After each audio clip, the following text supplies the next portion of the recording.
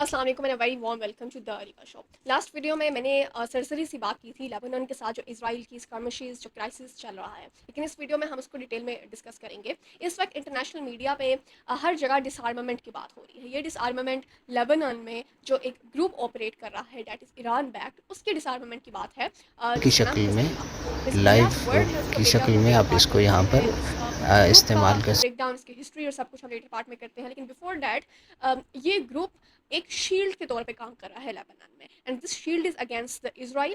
And this group is not only group जिसको हम terrorist label कर दें, जिसको हम फोर्स ऑफ रेजिस्टेंस लेबल कर दें, या a group that is operated by the Iran label कर दें, बल्कि इस ग्रुप का पॉलिटिकल और एथनिक एंड रिलीजियस फैब्रिक में, जो कि लेबनान का एक गवर्नमेंटल लेवल फैब्रिक है, उसमें इस ग्रुप का बहुत ज़्यादा रोल है। ये ग्रुप बहुत ज़्यादा इन्वॉल्व है पॉलिसी मेकिंग में, गवर्नमेंट में। तो इसकी वजह से इस ग्रुप को सिंपली ये कह देना कि ये डिसआर्म कर दे, और it is an overnight process, या जिस तरह यूएस ये कह रहा है, और यूएस के जो इन्वॉइस मौजूद है लेबनान में, वो इस तरह के ऑर्डर स्टेटमेंट दे रहे हैं कि इस ग्रुप को, लेबनान की गवर्नमेंट को इतना प्रेशराइज करना चाहिए कि ये डिसआर्म कर दे by the end of 2025, otherwise there won't be good repercussions for the government of Lebanon. और इस प्रेशर में गवर्नमेंट ऑफ लेबनान जो है, वो अच्छा खासा प्रेशर एजर्ट कर रही है हिजबुल्लाह के लीडर्स के ऊपर, हिजबुल्लाह के ऊपर, कि वो फाइनली अब विदड्रॉ कर दें इस एरिया से। अदरवाइज उनके जो स्टेटमेंट्स हैं और उनके जो एक्शंस हैं, वो एक सिविल वॉर इनिशिएट करना चाह रहे हैं लेबनान के अंदर। जो पीएम है लेबनान के, नवाब सलाम, जो कि एक सुन्नी मुस्लिम है, उनकी स्टेटमेंट में उन्होंने कहा है कि Hezbollah is not doing right. Hezbollah के लीडर्स की जिस तरह की स्टेटमेंट आ रही है, इट इज़ एविडेंट कि वो एक सिविल वॉर इनिशिएट करना चाह रहे हैं, and no one in the Lebanon wants a civil war. और उनकी स्टेटमेंट को अगर मैं रियलिटी से थोड़ा रिलेट करूँ, तो रियलिटी में कुछ एनजीओज ने सर्वे किया है लेबनान के अंदर, तो लोग, जो जनरल पब्लिक है, वो भी इस वक्त फेडअप हो चुकी है लेबनान के अंदर हिजबुल्लाह की प्रेजेंस की वजह से, क्योंकि हिजबुल्लाह की प्रेजेंस ही वो वजह है जिसकी वजह से इसराइल की कंटिन्यूस ब्लैंकेट बम्बारमेंट हो रही है लेबनान के साउथ पार्ट में। नॉट ओनली दिस, बुलडोजर से इसराइल पेनिट्रेट कर रहा है, और कुछ रिपोर्ट्स के मुताबिक तो पूरी पूरी बस्तियां इसराइल ने बुलडोज कर दी हैं, डिमोलिश कर दी हैं, और ब्लैंकेट बोमारमेंट टारगेट है साउथ लेबनान। तो जिसकी वजह से जो जनरल पब्लिक है, it's not happy with what Hezbollah is doing. तो उनके भी यही सेंटिमेंट्स हैं कि हिजबुल्लाह को अब यहाँ से विड्रॉ कर देना चाहिए, no matter what the stakes are. लेकिन हिजबुल्लाह खुद को शील्ड समझता है लेबनान की, और हिजबुल्लाह के जो लीडर्स हैं इस वक्त, उनके लीडर हैं, उनके जो चीफ हैं नईम कासिम, उनके स्टेटमेंट्स ये हैं कि अगर हम गिव अप कर देते हैं तो लेबनान में भी वही होगा जो सीरिया में हुआ है। सीरिया में यूएस और इसराइल और गल्फ स्टेट्स ने मिलकर एक रिजीम चेंज किया है, और most friendly to the Israeli government install की है, बिल्कुल वही चीज़ जो इराक के साथ यूएस ने की थी अ डेकेड बैक। तो अब वही चीज़ रिपीट करना चाह रहा है यूएस और इसराइल लेबनान के साथ, जो हम नहीं होने देंगे। अगर हम यहाँ से गिव अप कर देते हैं, तो मीन्स कि लेबनान की सोवरेनिटी गिव अप हो जाएगी, और जो फ्रीडम ईरान और ईरान लेड प्रॉक्सीज को मिला हुआ है, वो उनके हाथ से चला जाएगा।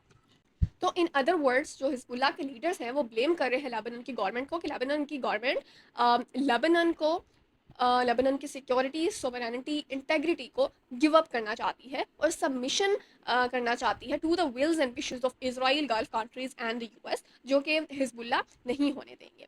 तो हिजबुल्लाह की टाइम एंड अगेन यही स्टेटमेंट्स हैं कि वो गिव अप नहीं करेंगे, और उनको लेबनान की गवर्नमेंट भी पुश नहीं कर सकती।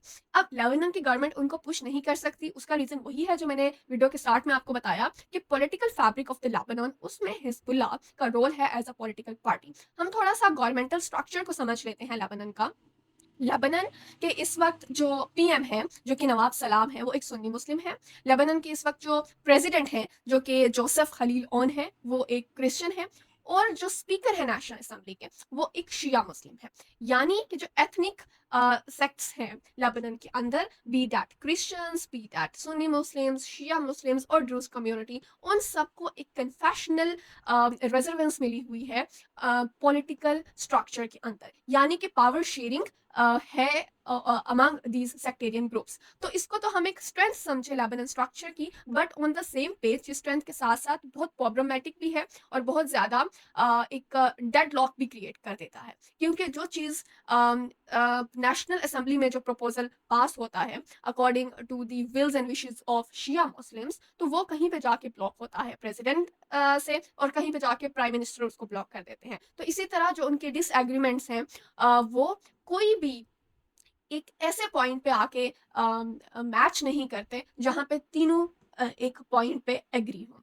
तो ये एक स्ट्रेंथ होने के साथ-साथ एक सेरेमोनियल स्ट्रेंथ तो है, लेकिन on the same side it is the most challenging and problematic thing for the government of Lebanon to in the policy making process.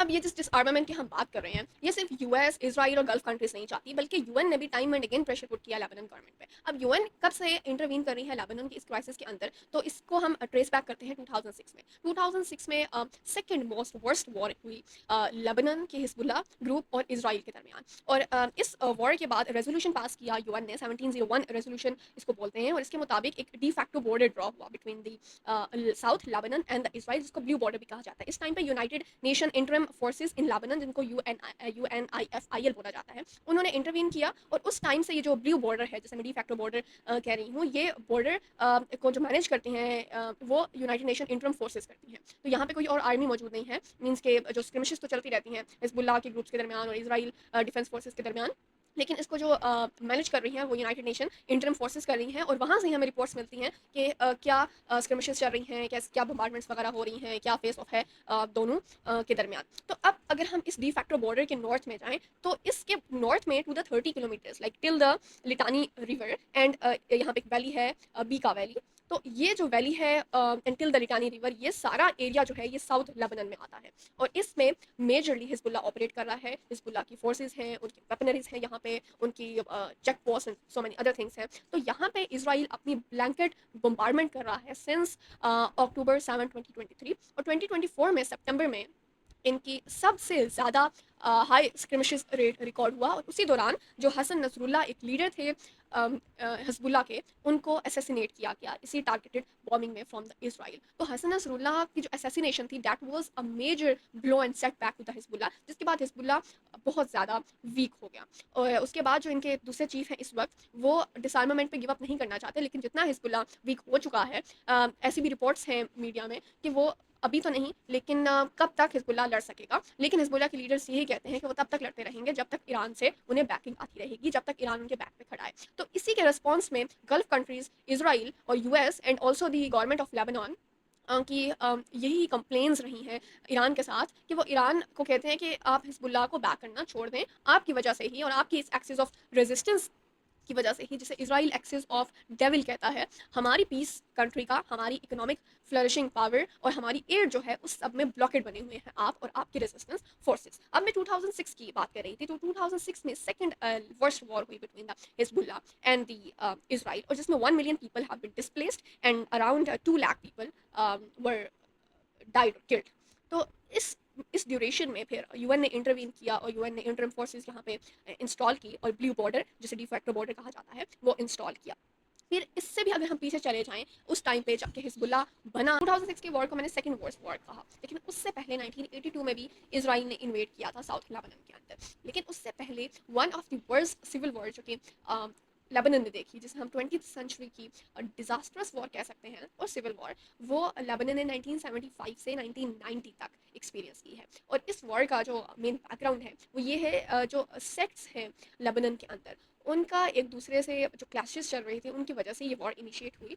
और इसमें जो क्रिश्चियंस हैं लेबनान के, उनका एक हेट्रेड, उनकी एक अग्रेशन है अगेंस्ट द मुस्लिम्स, क्योंकि उन्हें उस टाइम लगता था, अभी भी लगता होगा, कि उनको उतना राइट नहीं मिल रहा है गवर्नमेंट में, उनको उतनी पार्टिसिपेशन और इन्वॉल्वमेंट, इंक्लूजन नहीं मिल रही गवर्नमेंट के अंदर। और साथ ही साथ जो पैलेस्टीनियंस थे वो भी लेबनान में आए थे 1948 में, जो काफ़ी रेफ्यूजेस थी, पैलेस्टीनियन रेफ्यूजेस, उन्होंने लेबनान में पेनिट्रेट किया था, कुछ इजिप्ट में गए थे। तो और बाद में जो वॉर्स चलती आई बिटवीन इसराइल एंड पैलेस्टीन, उसमें भी रेफ्यूजेस सराउंडिंग कंट्रीज में चले गए। तो वो जो रेफ्यूजेस है पैलेस्टीनियन, उनके अगेंस्ट भी क्रिश्चियंस की एक स्ट्रगल थी, और उसी स्ट्रगल में उन्होंने एक असैसिनेशन अटेम्प्ट की ऑन अ बस फुल ऑफ पैलेस्टीनियंस, और वहाँ से ये राइट स्टार्ट हुआ। और इस राइट में फिर पैलेस्टीनियन लिबरेशन ऑर्गेनाइजेशन, जिसे पीएलओ बोलते हैं, वो भी इन्वॉल्व हो गई। अब पीएलओ ऑपरेट तो पैलेस्टीन में कर रही है, लेकिन ऑफ कोर्स इसके फैक्शंस डिफरेंट कंट्रीज में मौजूद हैं इंक्लूडिंग ईरान। तो उसी तरह उनके फैक्शंस लेबनान में भी मौजूद थे। तो क्रिश्चियंस और बाकी जो कम्युनिटीज़ हैं उनकी एक वॉर, उनका एक सिविल कॉन्फ्लिक्ट पीएलओ के साथ भी चल रहा था। और उस पीएलओ को विड्रॉ करने के लिए और लेबनान की हेल्प करने के लिए फिर इसराइल ने भी इंटरवीन किया, और इसराइल ने इंटरवीन किया till the Litani river from the south of Lebanon till the Litani river. वो गए और उन्होंने ऑपरेशन लिटानी लॉन्च किया 1978 में। 1982 में, जिसका मैंने पहले भी जिक्र किया, that was the biggest and worst invasion from the Israel. Israel ने इन्वेड किया from southern Lebanon all the way to the Beirut, the capital of Lebanon, और उनका गोल था to take out the PLO from the Lebanon. और Christian allies जो कि जिनकी complaints थी against the Palestinians, against the PLO, तो उनके बैक पे खड़ा होना, उनको सपोर्ट देना, वो amongst the goals and agendas of Israel. And PLO फिर इवेंचुअली लेबनान से निकल गई और वो फिर तुनीशिया में चली गई। लेकिन इसराइल ने तब से, लाइक 1982 से, इसराइल ने एक कंट्रोल, एक ऑक्यूपेशन की सदर्न लेबनान में, और 2000 तक इसराइल सदर्न लेबनान में रहा।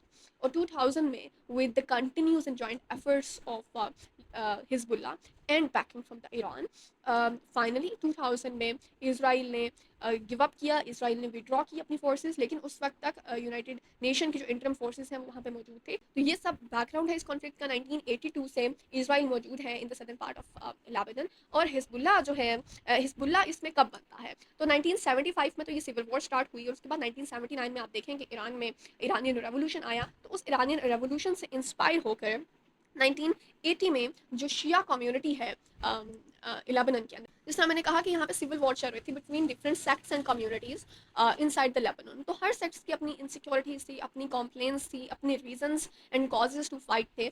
तो इसी तरह बिल्कुल शिया कम्युनिटी भी अपनी इंक्लूसिवनेस और अपनी पार्टिसिपेशन को लेके काफ़ी ज़्यादा इनसिक्योर थी। तो उन्होंने उस पार्टिसिपेशन को एम्पलीफाई करने के लिए, सॉलिडिफाई करने के लिए एक पार्टी बनाई जिसे हिजबुल्ला, यानी कि पार्टी ऑफ अल्लाह कहा गया। Hezbollah, the word Hezbollah translates to the party of Allah in English. और ये पार्टी उन्होंने 1980 में बनाई by taking inspiration from what happened in the Iran back in 1979। Iranian revolution से उन्होंने इंस्पिरेशन ली, और उन्होंने इस पार्टी को एम किया on the agenda to protect military and political voice of Lebanon's शिया कम्युनिटी। एंड लेटर ऑन फिर उन्होंने इसी एजेंडा को फर्दर करके पूरे लेबनान की जो सॉवरेनिटी है और इंटेग्रिटी है उसको प्रोटेक्ट करने का जिम्मा अपने सर उठाया। एंड इसी में ही उन्होंने कंटिन्यूस स्कर्मिशेस और कंटिन्यूस स्ट्रगल की इसराइल के साथ ऑन द सदर्न बॉर्डर। अब ये तो हिस्ट्री हो गई हिजबुल्ला की, और जो रेजिस्टेंस फोर्सेस हैं ईरान की, वो एक लॉन्ग टाइम से चलती आ रही हैं। और now at this point they are so militarised, they are so spreaded over the land of Middle East, over the course of countries. Yemen में जो रिसेंट एक एसेसिनेशन हुई, एक असॉल्ट हुआ है फ्रॉम द इजराइल साइड, तो इसके बाद नाउ द क्वेश्चन इज कि ये जो रेजिस्टेंस फोर्सेस हैं ईरान की, क्या ये रेजिस्ट एंड स्टैंड कर पाएंगी इसराइल के continuous assaults and bombardment and strikes को? क्योंकि यमन में भी हूथीज के जो लीडर हैं उन्होंने उनको असैसिनेट कर दिया है इसराइल ने। फिर लास्ट ईयर सितंबर 2024 में हिजबुल्ला के लीडर को असैसिनेट कर दिया है। और ईरान में जिस तरह की अभी रिसेंट बम्बारमेंट्स और स्ट्राइक्स और किलिंग्स की हैं इसराइल ने, अंदर तक पेनिट्रेट किया है, तो इसके बाद it has become so challenging for the Iran and for these resistance forces. And also recently हमने सीरिया में रिजीम चेंज देखा है। लेकिन इसके साथ साथ हम देखें कि उनका जो एजेंडा है, उनका मोटो है, उनकी जो स्टेटमेंट्स हैं, वक्त के साथ साथ उतनी ही सॉलिडिफाई और उतनी ही पावरफुल होती जा रही हैं, जितना कि उन्हें रेजिस्टेंस और जितना उन्हें एक बैकलैश मिल रहा है from the Gulf countries and from the Israel. लेकिन now on the ground level अगर हम पूछें, अगर हम क्वेश्चन रेज करें कि are they ready to surrender, तो they are never ready to surrender. So are they ready to be convinced by some kind of deals of the Lebanon government or of the Israel, though they are not ready to let that happen. अब इस time पे जो offers मिल रही हैं Lebanon government को Israel की तरफ से, गल्फ गवर्नमेंट की तरफ से, और यूएस की तरफ से, तो उसमें वो कह रहे हैं कि वो लेबनान को रिकंस्ट्रक्ट करेंगे, वो इकोनॉमिक एड देंगे, वो हर तरह से हेल्प करेंगे लेबनान के पीपल की, कि उनको फ्लरिश किया जाए, उन्हें back to a normal life लाया जाए, अगर वो डिसआर्मामेंट इंश्योर करते हैं हिजबुल्ला की। और लेबनान की गवर्नमेंट खुद अपनी आर्मी को कह रही है, और अपने अंदर ऑफिशियल्स में उनकी ऐसी पॉलिसी मेकिंग चल रही है कि वो एक ऐसा प्लान लॉन्च करें जिस प्लान में उनकी सिक्योरिटी और उनकी शील्ड और प्रोटेक्शन इंश्योर हो without the presence of Hezbollah, यानी हिजबुल्ला के जो मिलिशियाज हैं उनकी जो प्रेजेंस है साउथ में, उसके बजाय हम अपनी आर्मीज वहां पे लॉन्च करें, और जहां जहां हिजबुल्ला हमें प्रोटेक्शन प्रोवाइड कर रहा था वहां वहां हम अपनी आर्मी से प्रोटेक्शन इंश्योर करें, ताकि हमें फाइनली हिजबुल्ला को हम इस पॉइंट पे आ जाएं कि हम हिजबुल्ला को गुड बाय कहते हैं। अब इस टाइम पे जो ऑफर्स मिल रही हैं लेबनान गवर्नमेंट को इसराइल की तरफ से, गल्फ गवर्नमेंट की तरफ से और यूएस की तरफ से, तो उसमें वो कह रहे हैं कि वो लेबनान को रिकंस्ट्रक्ट करेंगे, वो इकोनॉमिक एड देंगे, वो हर तरह से हेल्प करेंगे लेबनान के पीपल की, कि उनको फ्लरिश किया जाए, उन्हें बैक टू नॉर्मल लाइफ लाया जाए अगर वो डिसआर्मामेंट इंश्योर करते हैं हिजबुल्ला की।